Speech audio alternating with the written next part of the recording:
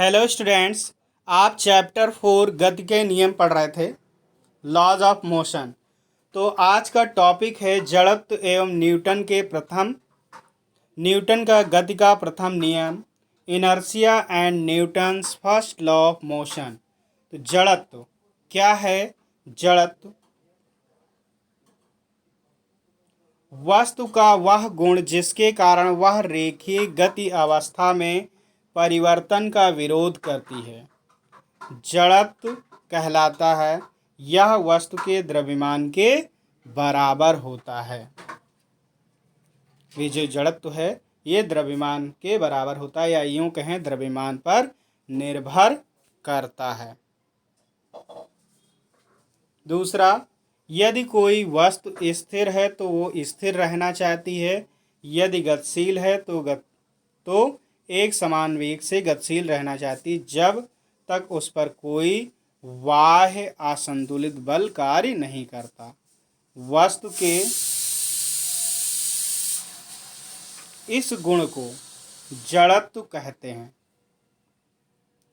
तो सीधे शब्दों में हम ये कह सकते हैं कि प्रत्येक वस्तु अपनी अवस्था परिवर्तन का विरोध करती है, और उसी गुण को हम क्या कहते हैं? जड़त्व कहते हैं। अगर विराम अवस्था में है तो विराम के परिवर्तन का विरोध करेगी, गति अवस्था में है तो गति के अवस्था परिवर्तन का विरोध करेगी या दिशा परिवर्तन का विरोध करेगी।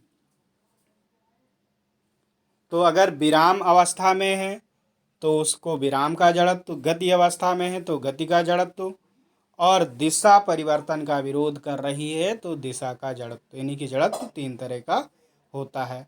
अब तीसरा पॉइंट देखिए ध्यान से, यदि नेट बाह्य बल 0 है तो विरामा अवस्था में रह रहा पिंड विरामा अवस्था में रहता है, और गतिशील पिंड निरंतर एक समान वेग से गतिशील रहता है। पिंड के इस गुण को जड़त्व कहते हैं।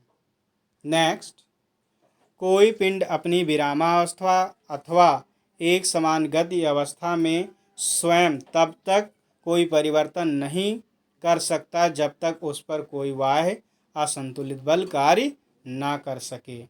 नेक्स्ट है, पिंड का वह गुण जिसके कारण वह स्थिर अवस्था या एक समान गति अवस्था में परिवर्तन का विरोध करता है, जड़त्व कहलाता है। तो आज के लिए इतना ही। और जड़त्व 3 तरह के होते हैं, मैंने बताया आपको। जड़त्व के प्रकार कितने प्रकार के होते हैं? 3 प्रकार के। विराम का जड़त्व,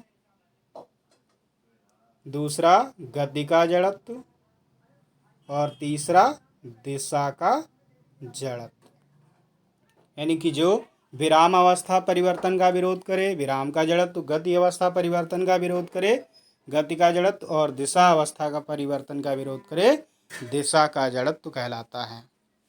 धन्यवाद। आज के लिए इतना ही।